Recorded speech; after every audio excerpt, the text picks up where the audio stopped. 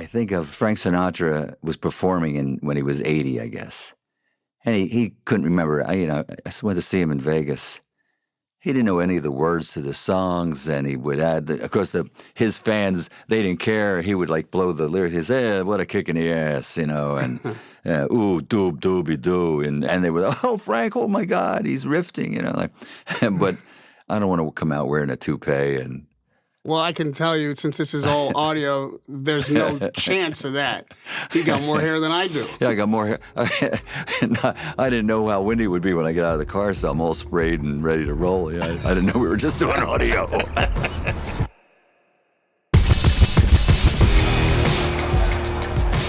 As a broadcast journalist, I've spent my life traveling the world and made my living interviewing the greatest fighters of all time. When boxing shut down, I finally had a chance to look around this world of conflict and could see the fight in everyone. Until this day, I talk to the greatest fighters and thinkers of our time about their fight. On Luminary, I'm Radio Rahim, till this day. When you hear the word hangtime, you think Michael Jordan. Dragon, Bruce Lee, Bend It, Beckham. Those words define men. But this man's words define a sport.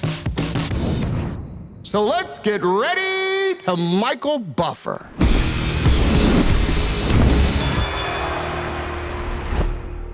Chapter 1, Buck Slip. The environment that produced the person sitting across the table from me is pretty extreme. I realized doing the math that you're a child of World War II. Yeah, 1944. Does that make you what they call the greatest generation, or is that what your parents? I'm a baby boomer. The greatest generation are the men that went to war and the women that lived through World War II. So that's your father, mm-hmm. who was a very young man at your birth. Thinking back to being 19, having a kid at 19, I couldn't even conceive of it. When my biological father and mother got married, they were 18 and 19 when I was born. A month after I was born, he shipped out on the USS Bennington aircraft carrier. He was in the Navy. But I wasn't a part of any of that because he went off into the Pacific. The war was winding down, and then coming back, he didn't see my mother, his wife, until he was maybe 18 months older, both of them. You know what it's like when you're a kid. They didn't even know each other at that point. And I was already over a year old. That was a marriage that just, wasn't meant to be. It wasn't going to happen, which I probably have to assume was the case of a lot of marriages, including young women that married the love of their life, and he went off to war and never came back. So, you had tens of thousands of those. It was like a normal thing at that time for a working mother to board their babies out or to put them in foster care because they had to work. So at the age of 11 months, I went to a foster family, which became my home until I joined the Army when I was 20 years old. And after 3 years in the Army, my room was still there. So that was my real family. I'm assuming that even your memory doesn't harken back to 11 months old. Nope. So the reason I brought up the memory bit is because I would imagine that your only reality as far as parents go are your foster parents. Yeah. There's no... But I did, I saw my birth mother religiously almost every Sunday. She would make a trek, and even in the snow and everything, and that was our relationship. But, when you grow up with that every day, that's very normal. So it wasn't this oh my gosh, some people freak out over, I have to know who my parents are. And if you were lucky and you had a loving family that you lived in, every day was cool. I grew up knowing full well that I had mother and dad. That's what my foster parents. I even went to school using their name, got my Social Security number when I was 17 with their name. The name was Huber, Huber. Graduated from high school as Michael Huber. And when I went into the Army at age 20, They check your birth certificate, that's back in 1965, to make sure you're not a commie spy, you know. and literally the day I was inducted, that I got dropped off and, you know, was sworn in, they said, Oh, by the way, your name is now Buffer. because that was on my birth certificate. And I'm like, Oh, okay. I remember one of the first or second days in basic training, there was another kid in the platoon named Wilbur. And when they called his name out, I'm like, hell. If you've got a foster mother and a biological mother, do you feel like you're pulled two different ways? Is No. there like a... No, that's what I mean. Everything was smooth. I'll tell you what's crazy is I was really a bad kid. Like just mischief and all the crazy things that a stupid kid can do. And when you're living with foster parents, it's so easy to say, Gladys, come get your kid. You know, I mean, no, they stuck with me through thick and thin. When I think about it now, there's no way I'd have kept that kid. What kind of antics are we talking about? I got in fights a lot. I was the class clown. I one time found a live .22 caliber bullet, and it was in 6th grade, and I went into the boys' room, and I said, Check this out. Watch this. and threw it as hard as I could on the floor, and the damn thing went off and went through a panel of where the johns are, where the kid standing in front of a urinal, and the shell, not the bullet, thank God, the shell hit him in the thigh, which stung like crazy. And I think today,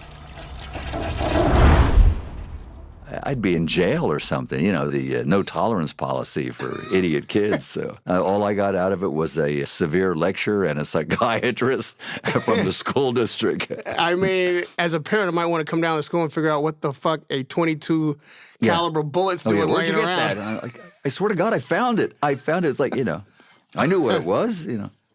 The odds, I don't know, but I would think the odds probably are like 1,000 to 1 that if you just slammed a bullet on a kid throwing a bullet on a tile floor, that it's going to go off. For Michael Huber Buffer, it went off. So I'm surprised they didn't get you into boxing right then. It must have been a hell of a right arm you had. oh yeah, I had a good right arm. Yeah.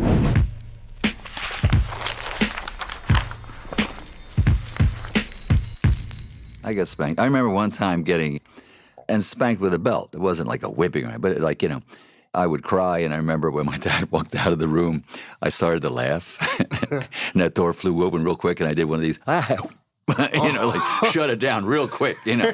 Say, are you laughing? Oh, man, I'll give you something to cry about. You know, because I can make this a little worse if it's not good enough. You mentioned your dad, obviously your foster dad. Yeah. And you're seeing your mom. Are you having questions about where your biological dad is? No, I always knew that they were divorced. I'd seen pictures of him in his sailor suit, and he was kind of a good-looking guy with a Clark Gable mustache and black curly hair. I mean, I knew the whole drill. I knew everything. Was this like a point of pride for you? You never wanted to say your mother or your parents were divorced. It was one thing if you said, oh, my dad got killed in the war, and that was, oh, gee. So I never really brought that up with pals or kids or anything. It never came into the conversation. So I just had my own life to me, which was normal. If anything, I'm a victim of good luck.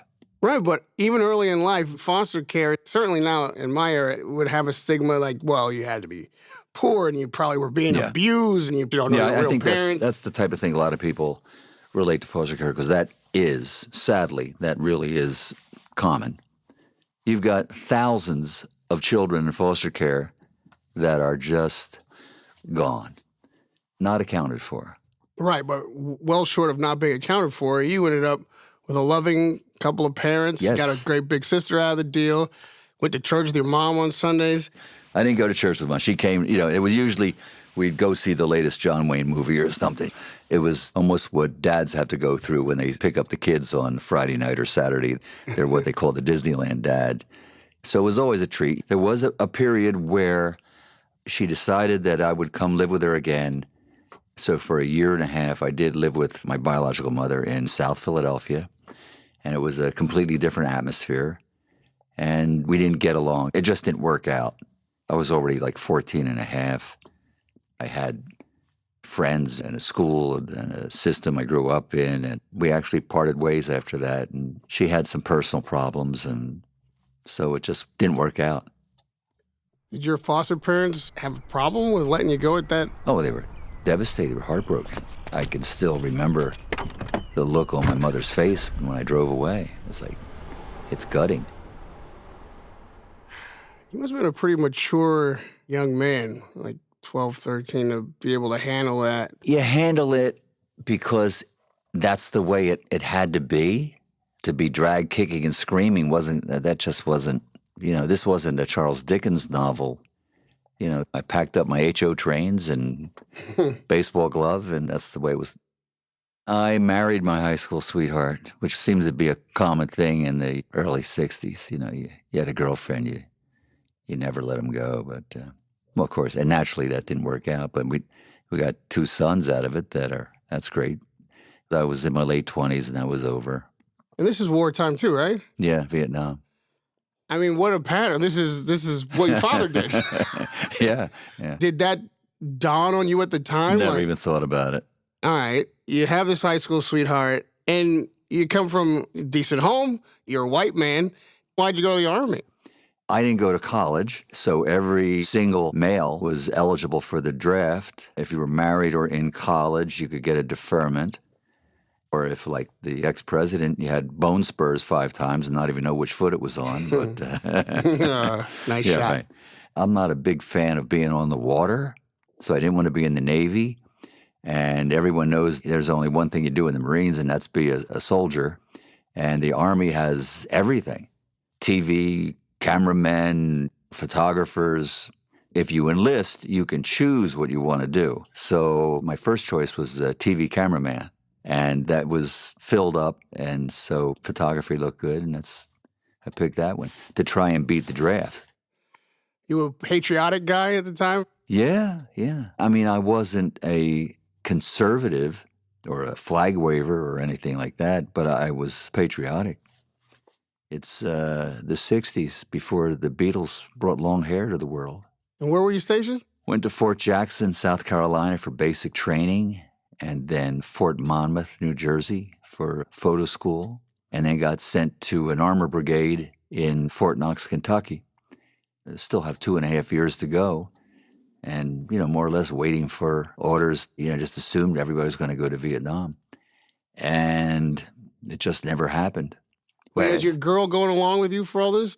Yeah, we broke up, we got back together again. I'm 20 years old, I'm a kid. We got married when we turned 21. Big wedding. Does she come from a big family too? Yes, Italian family. How are her brothers? She had 2 brothers. They were really good guys. I know they were a good family. They were really good people. It wasn't like her brothers were like Vinny and Petey. Hey, you gonna marry my sister or what? You Mama Luke. No, they weren't like that. They were like just really really good guys. Did your mom come to your wedding? My biological mother? Yeah.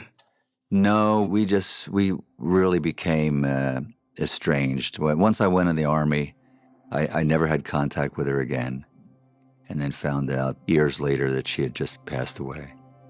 She died young. She had a lot of health problems.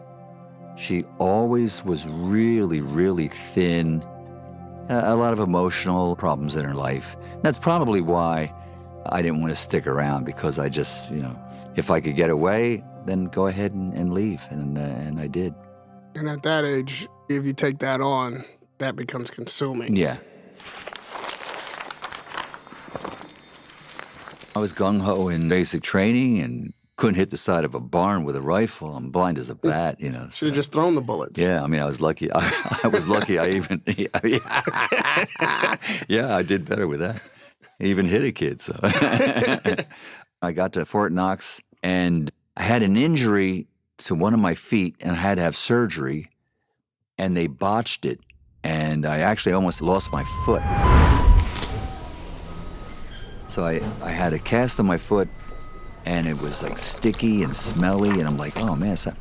And so I went in, and the orthopedist that had operated on me, he said, Well, you're supposed to come back in a couple of weeks. What do you do? like, you had doctors in the Army that were drafted that actually hated their life, and so they didn't give a shit. So he sent me home, and then it was like I was having a lot of pain. I went back, and a more superior, dedicated type of physician said, what the heck? Cut a hole in the cast, was all infected, and I had to go into isolation. And then I saw guys that had come back from Nam that were like fucked up. It was just mind-boggling. A guy I shared a room with, he had stepped on a landmine, but didn't lose his leg or his private parts or what, and it was just like a broomstick. And he was like just hoping he could save what was left of his leg. I can remember they would serve us meals. You'd come in wearing masks and gloves, and then come in with big plastic bags, and you had to dump everything in the plastic bag, anything you touched. And I was thinking, what kind of infection do I have here? And they would have to curl this like gooey, sticky stuff into where the infection was through a hole in my cast. And I ended up with what they call in the military a buck slip. You could buck duty. And that happened to the wrong guy. Because once I learned how to play the system, and another thing, because of that, I couldn't be sent anywhere because I wasn't 100% physically fit. I'm a disabled veteran, technically. And wow. Yeah, so that kind of cut down on my jogging and running and everything. But anyway, so I had a buck slip that I always proudly carried with me. Said no prolonged standing. So I didn't have to go to formation in the morning. I remember I'm married, so I could live off post in Fort Knox, Kentucky.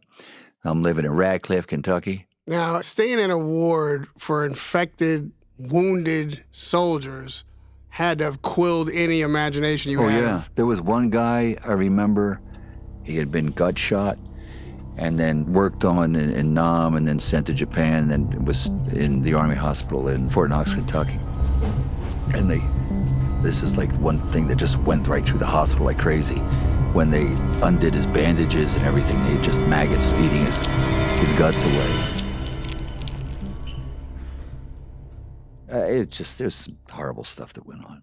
And so that cured you of any inclination to go to war? No, if that came up, I knew that was part of the deal. I really did like the buddy system and the guys, and I sort of enjoyed being a soldier as well as I enjoyed gaming the lifers. I remember one time we had when I was at Camp Drum, and in the old wooden type barracks. So we had this one platoon sergeant who was a drunk every night. He would go to the NCO club and get drunk every night and stumble in and everything. So what we did one night, we locked the door from the inside where he could come in and go to his room, and then unscrewed all the light bulbs so no light bulbs could get turned on. Usually there's like dim lights and it's like pitch black. And then we put the foot lockers in the center of the walkway, right? And this guy was always a stumble bum drunk. So then he had to come in and then walk through. He's hitting the light switches and nothing's happening. Jesus Christ, he's like all pissed off. And then we hear him walking. And then boom, falls over the first foot locker. And we're all we're all laughing our asses off, trying to be quiet, like, with pillows on our faces. Like, we hear this guy, son of a bitch, and he gets up. And then he takes 5 more paces and the same thing happens. So then he's crawling on his hands and knees, trying to feel and everything. Whatever. And as soon as he got to his room, we put everything back in place. And put the light bulbs back on, and so that it was like, what are you talking about, Sarge? What everything. Amazing. Yeah.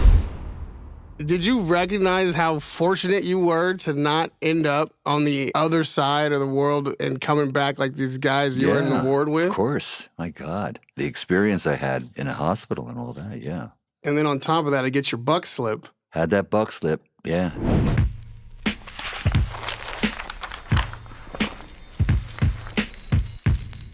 Guy I worked with, he was in charge of the photo lab, and he was a brother. He was married and wasn't home for Easter. I said, why don't you come have Sunday dinner, have Easter dinner? Never thought anything of it. The next day, I get called into the company commander's office, and he says, Buffer, for Christ's sake, this is Radcliffe, Kentucky. You can't have an N-word come to your house, off post. I got called into in the United States fucking Army. I got called into the company commander's office, And he's telling me the facts of life, and this is Kentucky, and he's throwing the N-word around like normal procedure. It's like the Brotherhood of Whitey, type of thing, just making the assumption that he can talk that way to me. And it's mind-boggling. But that's really the way the military was. The prejudice was unbelievable. So what I did, being the prick that I was, I went to the IG, the Inspector General. I said that there was racism in my company. So a day or two later, I get called into the company commander again. Well, here it turns out the Inspector General, he was one of them. And I get my heels locked, stand at attention in front of the company commander, and I'm informed that I possibly could be up for a court-martial for making a false accusation against my company commander. And I've got about 45 days to go to get out of the Army. So, I'd learned the system, and I go to the chaplain, and I tell him the story of what goes on, and he says, well, you know what? Why don't I have you meet the brigade chaplain, who's like the top guy? I think you'll find he's very interesting to talk to. He's been in the Army for over 30 years, and I think he'd like to hear your story. He takes me, opens the door, and here's this black brother with gray hair, and he's got these silver oak leaves on his lapels. I'm like, oh, this story's going to turn out pretty good. Yeah. I never heard another peep out of the company commander or anything. That was the end of that story.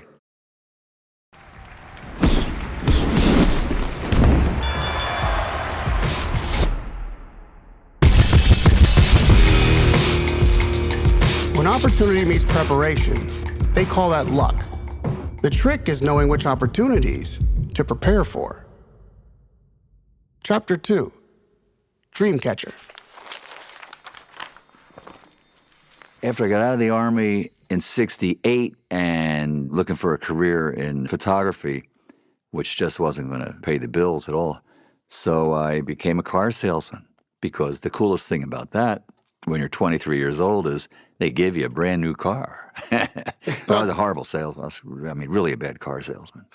I didn't have the killer instinct. I'd take a credit app, and I could tell just by someone's income or what their bills are, this is just going to kill them. I could get him in the car. I could do it. But I knew that I'd be crushing him for 3-4 years with these payments.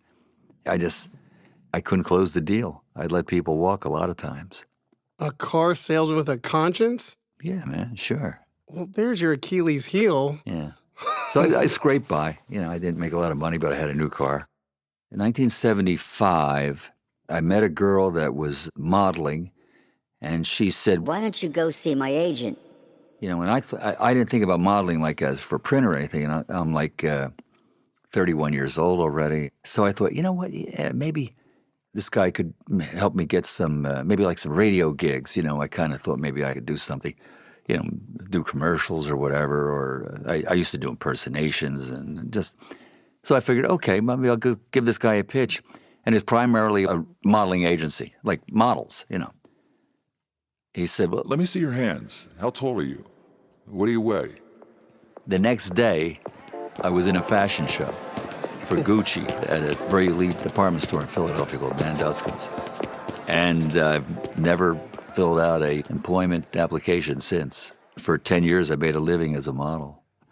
All these like really great looking guys, and they're all like 20, 21, 22. And I could be the dad in a commercial or in print ads. And I was 6 feet tall, weighed 165, and wore a 42 regular. So it's funny, though, coming from a photography background, I understood what to do in front of a lens. It really was, what the hell? I'm getting paid to do this? What's the world like, though, in the culture and modeling and commercial kind of print? Well, I wasn't a model in New York. I wasn't an elite model or anything. I just was doing it for a living. Now, back then in Philadelphia, this is, going back 40 years ago, $75 an hour is not bad pay. Pay a 20% commission to the agency, yeah. But if you were with a New York agency, and a lot of Philadelphia models were, they could get $100 an hour in Philadelphia. I said, well, what the hell? I want $100 an hour. And the agent's like, well, no, you don't. I said, yeah, And it worked. I got more work because they assumed, this is how stupid, these people that do casting or they just assumed you were more in demand. Well, we should use that guy. Why the rest of these idiots do that too? So, you learn the system and it paid out. I could actually make more and work less, so. Selling cars is not your thing, but this you're excelling at. You're just definitely selling whatever product you're modeling for. I'm making a living. I'm paying child support. Well, you're 30 making now, a right? buck. Yeah, I'm 31. So what are you thinking your life's going to be about if you got a good gig and it's not something you're going to apply yourself to? There was an unwritten rule, and I think it's still around, where models don't speak. Models aren't actors. Models are models, I would do commercials with my hands. You'd see a guy's looking at his face, and then you see a hand reach into the medicine cabinet and get out the cologne or something. It was my hand. So being on set with a couple of different producers in the area that did a lot of commercial work, I was one of the guys. And they're like, let's use Buffer to, it's like, what's so special about this Panasonic? Yeah, but, I started getting speaking parts. And that actually was the thing that my oldest son and I, he's the bigger sports than I, we're watching the fights. Ring announcer gives a split decision. He announces the first two scores and tells you the name after he gives the score. And you know who won before, it didn't do it in that sequence where... And the winner by split decision. Pause, drama, boom. And so Michael Patrick goes, he's 13 at the time, whatever. Oh, I hate that. You could do that. That's where the idea came from. So he's already 13, you're watching fights. How did you and your son end up watching fights? Were you a boxing fan already? Oh, yeah, big time. Your whole life? Oh, yeah. Are you kidding? Are you going to fights and what I mean? Fight tickets aren't when cheap I was selling even cars, I used to drive up to Deer Lake, Pennsylvania to Muhammad Ali's training camp. Did it so much, I actually used to get invited to stay for dinner. How'd you get in? This is when everybody thought Ali was history. He lost to Kenny Norton, and he got this training camp, and he started. It was like, oh man, he forget about it. He's done. This guy broke his jaw. So I started to go there. Hardly anybody knew about the place. It was like a 2-hour drive for me. Yeah, but how did you find out about the place? Just read about it. I used to get every boxing magazine there was. I loved boxing. I was a huge fan. From a kid? From a kid, oh yeah, from watching Sugar Ray Robinson in the final days of his career in the 50s, and Floyd Patterson. I love Floyd Patterson. You never thought about boxing? Yeah, I boxed a little bit in the Army, and I'm not much for training. And if I could hit him, I could hurt him, but these guys, they hit you back. And that wasn't my cup of tea, I remember getting a body shot. I never put on gloves again. When I was going to see Ali, I saved all my boxing magazines. I took the covers of all the boxing magazines that had his picture on it. I had probably 20 of them. I took them with me. And, I would go there and just be quiet and shut up and watch him train and everything. And I said, I brought these if you'd like to put them up on the wall, So Muhammad Ali, the champ, and I are with thumbtacks and scotch tape or putting all these. I was in heaven, man. I was in heaven. But I'm curious how you drove up there originally as a stranger. Fanboy. And so how did you find your way in to where you were accepted as someone they know? Because Ali never turned anybody away. Never turned down an autograph. Never. I mean, that's the way he was. Is Muhammad Ali the first fighter that you got to know personally? Yeah. It's a great place to start. Yeah. So down the line, are you measuring every fighter by that standard? Well, don't you have to? There's only one Joe Louis. There's only one Muhammad Ali. Let me put it this way. We've all heard this, especially with sports, where somebody will say, they're talking about baseball, and they'll say, yeah, the Mickey Mantles of the world and the Ted Williams of the world. And they're like, oh, excuse me. There's only one. There aren't Mickey Mantles. There's Mickey Mantle. There's Ted Williams. And if somebody says, the Joe Frazier's and the Muhammad Ali's, we don't have that. What? You've heard that expression, right? Of course. And I think to myself, like, why are they taking somebody who's definitely just an individual, a solitary person that there's no other like before, then, or after, and then saying, I just never understood that phrase, So when you talk about like thinking, is there just one, do you compare everybody to Muhammad Ali? Yeah, sure, you have to. I mean, there's only one Muhammad Ali.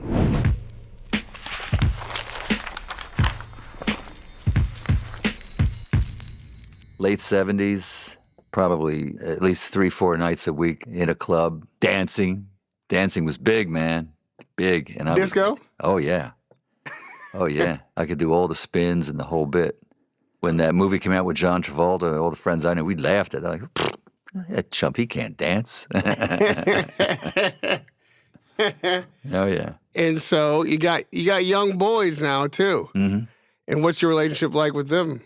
Well, I didn't go out. I would usually pick them up on Fridays and take them home on Sunday night. So, yeah, I didn't go out on Friday and Saturday night for a long time. But is Dad a cool guy?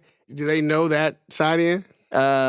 Yeah, well, they didn't have to know Dad, the guy that went out to clubs most nights. But I was Dad, Took him to Phillies games and Eagles games and Sixers games. And you think about what kind of parent you were in relationship either to your foster or your biological father. Like, I'm going to do this. I'm going to make sure I do that. I'll tell you something. I just thought I was doing the best I could. I thought I was doing a good job, and I was happy with it, and I love my kids. So, and my oldest has a master's in journalism, and he did an editorial once. It was on Father's Day, and this is like when he's like in his 30s.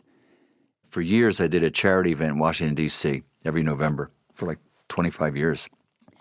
And there used to be a lot of VIPs and politicians and famous fighters. And, Joe Frazier would go there as guests. And it was like Night of Champions type of thing. And they'd have a couple fights and all that. So I took him one time, and Smokin' Joe was there with Marvis.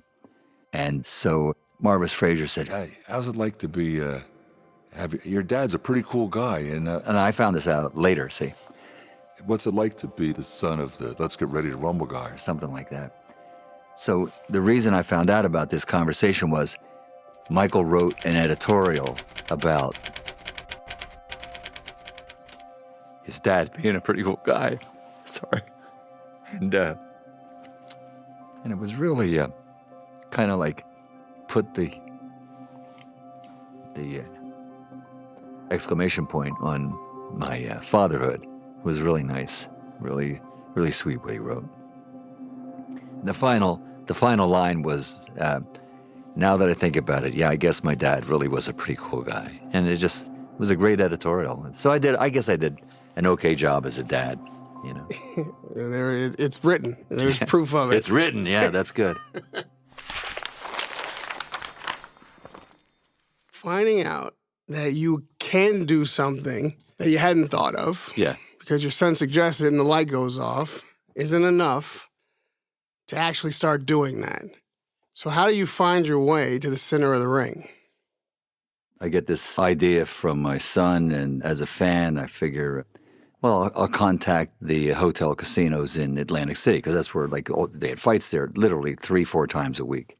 I contacted the hotels, and I sent them a headshot with a tuxedo, and so most ignored me with the Playboy Hotel Casino. They weren't yet fully vetted, but they were up and running on a temporary license and everything. They had a lot of fights there. So the entertainment director gets back to me and says, yeah, this sounds like a good idea. Let me suggest it to the promoter. And Alessi Promotions, Phil Alessi, did the Tuesday night fights on USA Network. And they said, okay, well, we'll give the guy a try. And, and it was on national TV. I had never had a scorecard in my hand in my life.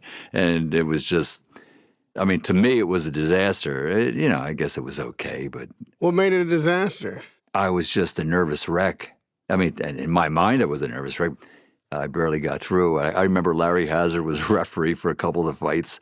And I said, I was trying to ask him a question. He was like, hey, man, don't bother me. It was 6 months before I got another shot. But what happened was, you look at yourself, you make the corrections, hung out a few places, got to be known. And Ed Darien was a ring announcer. He did all the fights in Atlantic City and Philadelphia, and quite a few in New York. And he was asked by CBS to shorten his introductions because he used to introduce the entire New Jersey State Athletic Control Board. The Honorable Jersey Joe Walcott Commissioner, and go through the whole bit and everything like that. And he's really a good announcer and everything. But he had the job. And he basically said, look, this is what I do, And there was a guy, Chuck Milton III, who was the top sports guy at CBS. They were about to have a fight on CBS. And he's like, we can't go overtime into 60 minutes again because that's the #1 show in television. And 1 minute, 1 minute is a huge deal. You can lose a viewing audience. And so they said, this has to be done say this and that's it. That's all you. And I sort of auditioned for Frank Gelb and his assistant Rose Patterson and at her house in Pennsylvania. And she said, can you do this? And I said, yeah. And I sort of give a little reading and everything. She said, all right, let's give it a shot.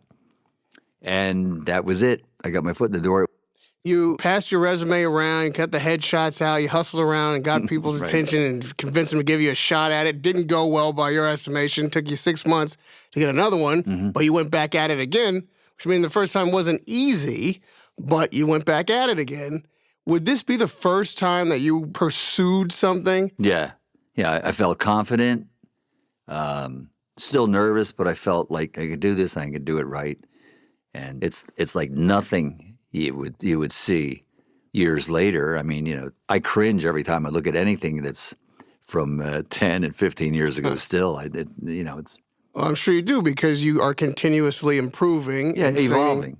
But what was it about boxing announcing that made it something that finally Michael Buffer would go out of his way to be good at, that would pound the pavement and actually work towards something? I liked it. I just liked it. I was a fan, and to be part of the action, and all of a sudden you're seeing yourself on television, and it's opening up other opportunities, whether it's doing a voiceover or a commercial or just being seen or being recognized. And I still was doing modeling for the first 5 years. That was still my primary source of living. I mean, nobody's making a living as a ring announcer back then. I was the first one to really say, this is what I do for a living. Yeah, I mean, then all of a sudden I'm doing fights on HBO and Showtime and all the networks and ESPN. Well, you may not have been in New York, but I'm certain you had some kind of... Well, actually, that second chance I got was in March of '83, and in June of '83, I convinced Top Rank to let me do the Roberto Duran-Davey Moore fight in a sold-out Madison Square Garden. Boom. That was it. I was never nervous again.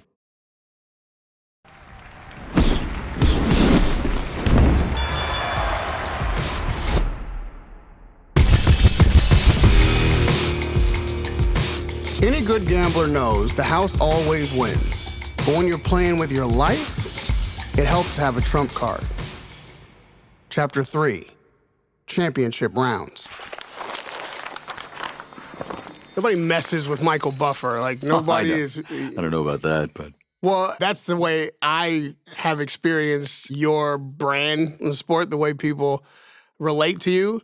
Did you have experiences that are not reflective of that? Did you have issues? Yeah. There were money issues. Just let me give you an example. The first job I did, that very first, what I think of as the flop night.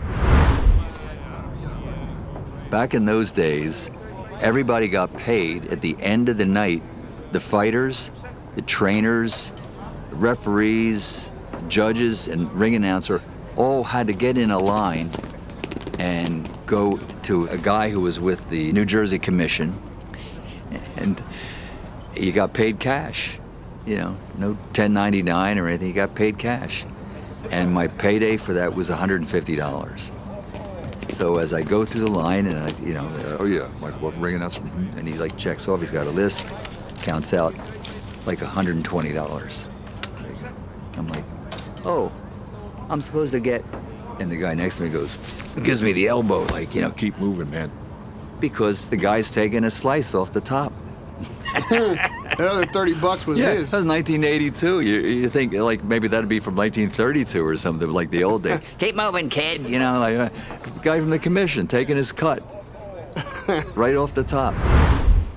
Just imagine, it does that for like 35 guys. That's a Right. pretty good payday. Yeah. 40 guys. I mean, just unbelievable. And that's the guy that's handing out the cash, but all the way up the food chain. In boxing, you're going to encounter gangsters and scammers and hucksters and hustlers. Yeah. How do you deal with those people and put yourself in a situation where they respect you?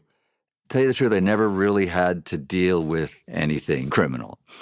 So anytime I would be out anywhere socially or in a club or a restaurant or anything, the boys, you know, Right, the boys would always approach me and they'd say, Hey, let's keep in touch. Oh, you do a great job. How you doing? Hey, you know. I mean, like, you know, these are like, I'm talking about top guys in the East.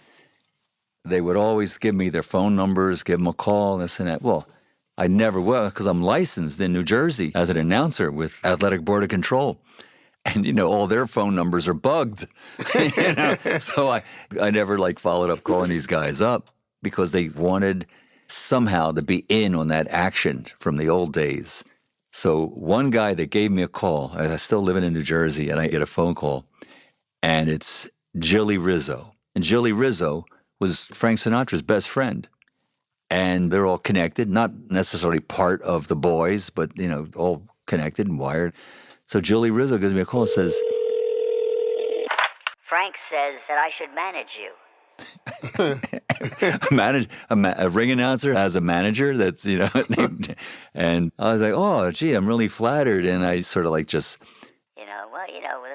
We'll talk about it and blah, blah, blah. I never followed up on it. I have an idea of like where that whole thing may have come from, you know, possibly. It just wasn't necessarily the thing to do. And these kind of things you were just continuously able to sidestep? Yeah, I just ignored it. And Jilly actually died 6 months later in a fiery car wreck in Las Vegas. Jeez. Yeah. When do you realize that you're a success? Not that you could do this, but you are doing this, and you're now setting yourself apart from the pack. Yeah, probably like around 85, 86, because the visibility is there with HBO and weekly on ESPN. Now I'm doing the fights in Vegas and all over the country, and ESPN is giving Top Rank some extra money to make sure that they can fly me in, and I'm seeing pretty much in all the fights. And then Showtime starts having fights, and I'm doing fights for them. You know, I'm the first person to say it's Showtime. No. Yeah. Is that right? Yeah. Well, I didn't create it. David Dinkins Jr. and Jay Larkin, who was vice president of sports with Showtime, came out with the idea saying, it's Showtime. And so what I used to say was, it's boxing, it's Showtime. And then I would say, let's get ready to rumble, you know. But it would be like, and now it's boxing, it's Showtime. Let's get ready to rumble. So, remember the first fight you did that on? I don't know if it was the first one, but the most prominent one was Hearns and Michael Alachide.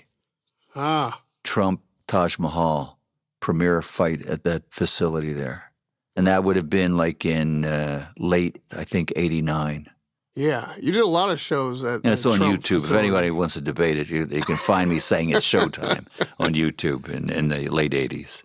I mean, you must have encountered that guy. You're at his property so often working. Donald Trump. Oh, yeah.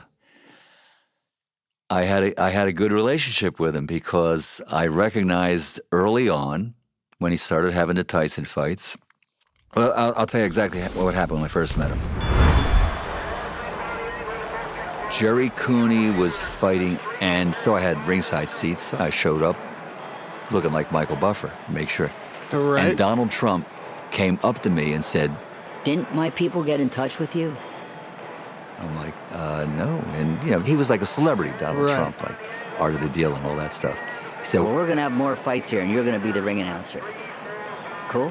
and that was written into the contracts with all the promoters that they had to use me, including guys that used other announcers. You think he saw you in your full Michael Bufferisms and was like, I got to get this guy? What I just told you is literally word for word. Didn't my people get in touch with you? And I was like, no. And Mark Edis, who became the guy that ran boxing for him, who passed away in that helicopter crash, Right. he put it in every contract. It said that they had to use me. And Dino Du, who we're best of friends these days, it's great. But I remember Dino said to me, How much did we have to pay you? and I said, $500. That was like unheard of. Believe me, it was. And he said, But Eddie only does it for 200. I said, well, it was in the contract that they had to use me, so I figured I might as well try to get a payday out of it, At that point, that must have been a record. Nobody had gotten $500 before. I don't think so, no.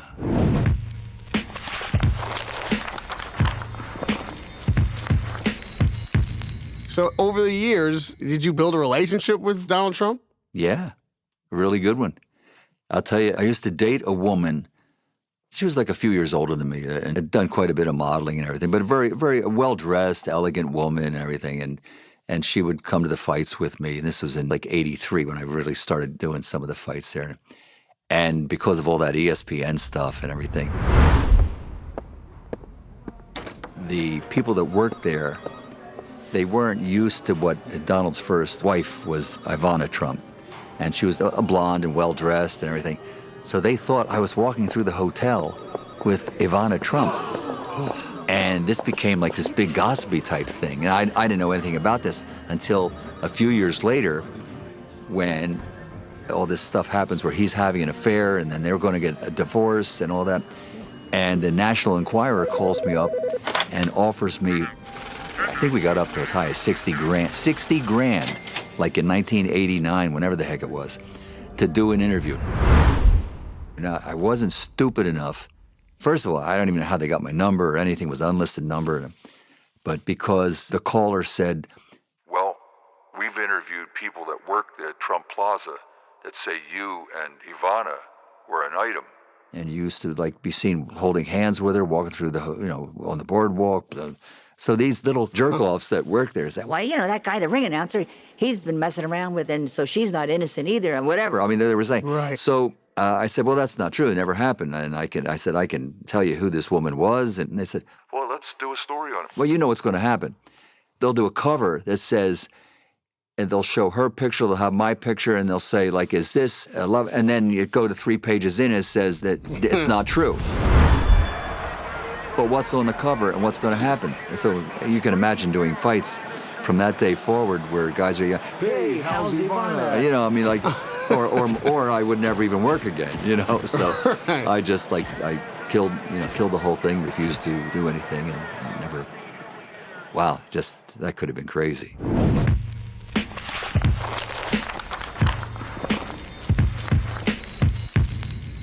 And having this kind of notoriety and this spotlight, well, that brings people from all stages of your life when you have visibility like this. And so this is true for you as much as anybody else. And your father recognizes you on TV. Yeah. That's the way it happened. I was doing those shows, and they were on local TV in L.A., and this is where Joe Buffer is living. So they used to have tables and waitresses and everything at their fights in Reseda. So one of the waitresses came up with a piece of paper and said, oh, you got a phone call, and it said, Joe Buffer, please call me. So I knew exactly who it was. I made the call, and that's how I met my biological father. And at that time, I was 41, 42. But after all this time's passed, you're not a hard guy to find. If he wanted to find you at any point in the last 41 years, it wouldn't have been that difficult. There has to be some emotion that is dredged up when you get that note. Like, what does this guy want? To tell you the truth, not really, because I didn't know anything about him other than what I knew from the guy that was in the sailor suit from 1945. So I figured, go meet the guy. He said, let's meet for a bite to eat or drinks or whatever. I met him while I was going to the airport. We met somewhere, and I figured, nothing from nothing leaves nothing. What's the difference? If he's a nice guy, we take it from there. If I don't like him, I move on. I don't even know him. It turns out that we had a really enjoyable time and conversation, and That's how I ended up meeting his wife, who's still like my remaining little mama, you know. I've had 2 mothers, now I got 3, and Bruce and Brian Buffer, my half-brothers. You know, I look at it this way. Here I'm a guy like 40-ish, divorced, couple of kids. I mean, I know what life is like. I can fully understand him being a 18, 19, 20, 21-year-old guy that relationship is over and I'm moving on. I mean, I understand. And I've done the same thing, you know, more or less. So it's not that big a deal. So I had no problem, no expectations, good or bad. I figured, yeah, check it out. I'm on my way to the airport. You know, what do I have to lose? And what you just said there, even though you say you didn't think about it at the time, is an indication that having, ironically, taken the same path to a degree that your father ended up in without his influence in your life at all, you get married in wartime, you're in the military, you're about the same age, the whole thing that you experienced. It's funny, I never even thought about it like that, but I can understand what you're saying. It gave you a ability to relate to a guy who you never had a relationship with. Exactly. Until later in life, you could think back and be like, man, I know exactly what that feels like.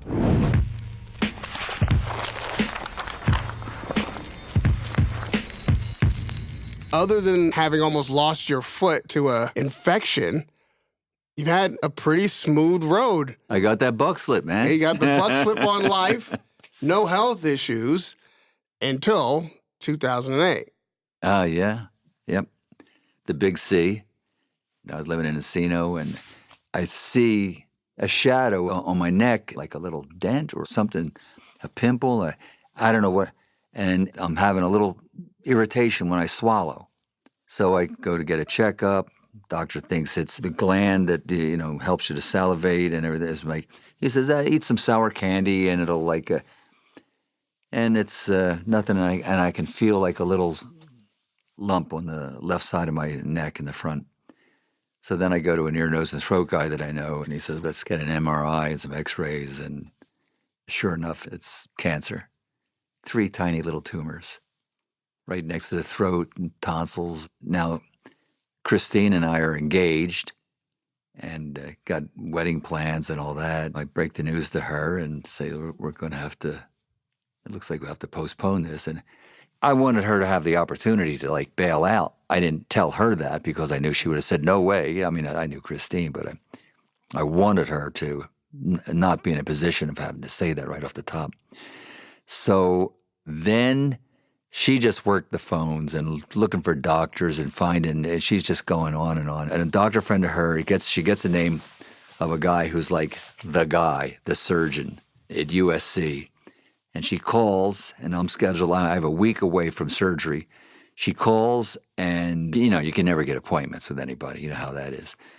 The guy's son is working that day to fill in, and he's a boxing fan.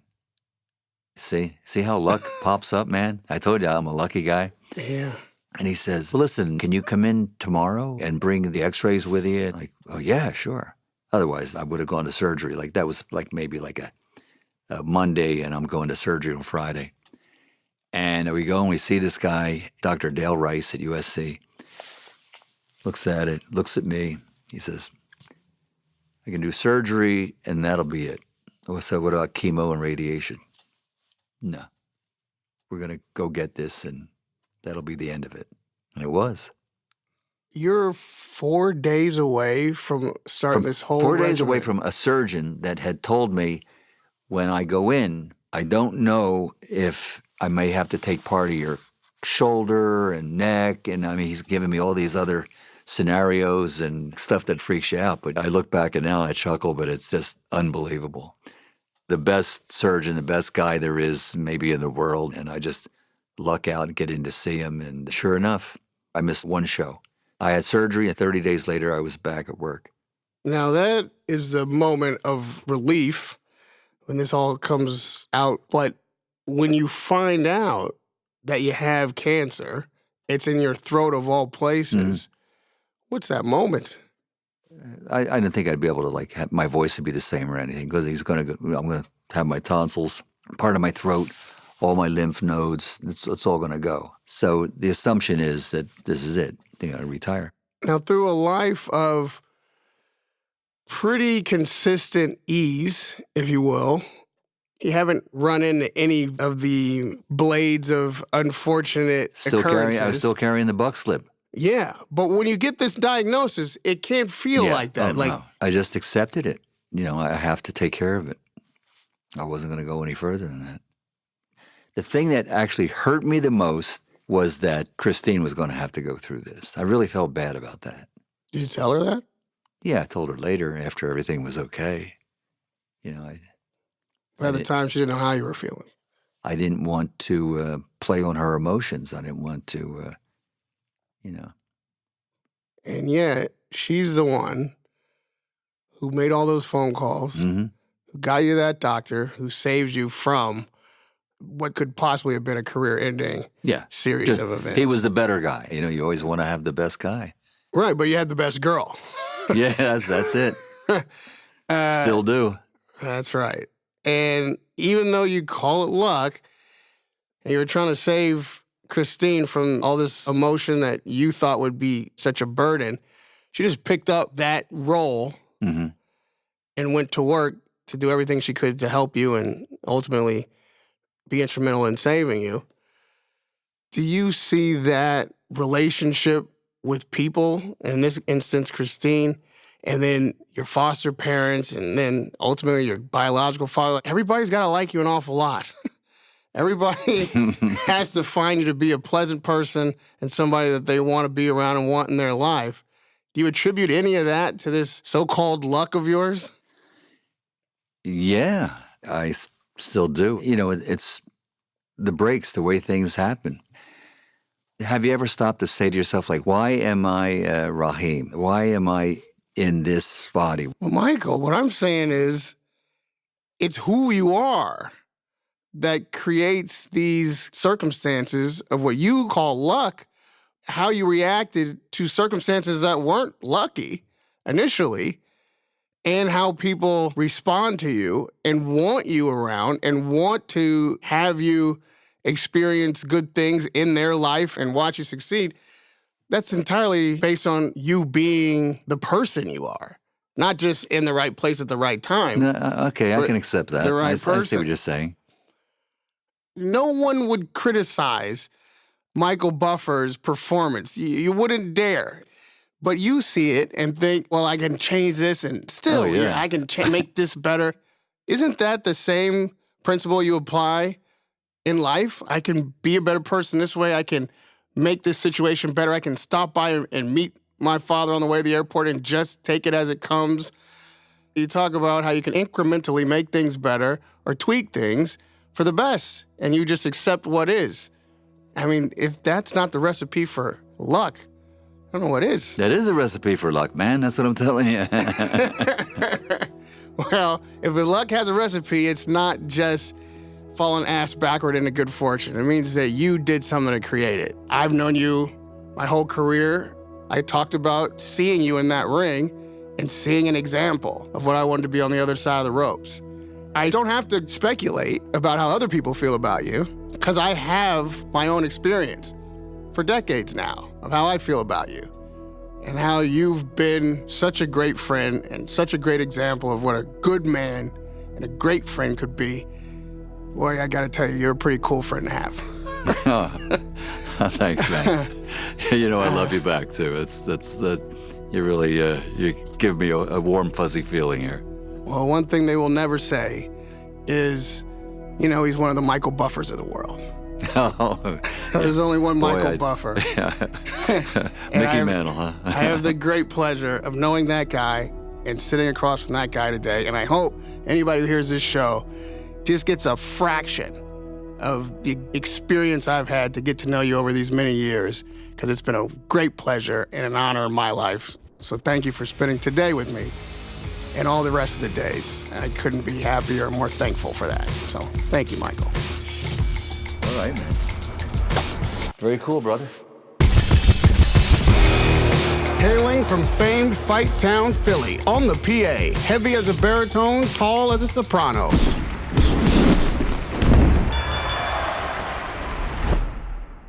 the voice of boxing, Michael Buffer. To this day, Radio Rahim. Till This Day is a Luminary original podcast. It's produced by Pilot Boy and Alex Casnoff for Salt Audio. Executive produced by Dave Chappelle and me, Radio Rahim. Most importantly, I'd like to thank my mom. You may know her as Dr. Rita Muhammad, without whom none of this is possible. Original audio production, music and sound design by Salt. Executive produced by Pilot Boy. Executive produced by Noah Gersh, Jamie Schefman, Nick Panama, and Kenzi Wilbur. Creative producer, Alex Casnoff. Executive producer, Elliot O'Day. Head of production, Liz LeMay. Head of engineering, Jordan Galvan. Production manager, Allie Strobel. Post coordinator, Alice Bearn. Edited by Geoffrey Mutchnik. Mixed by Salt. Additional editing and sound design by Jasper Van Dijk and Noah Kowalski.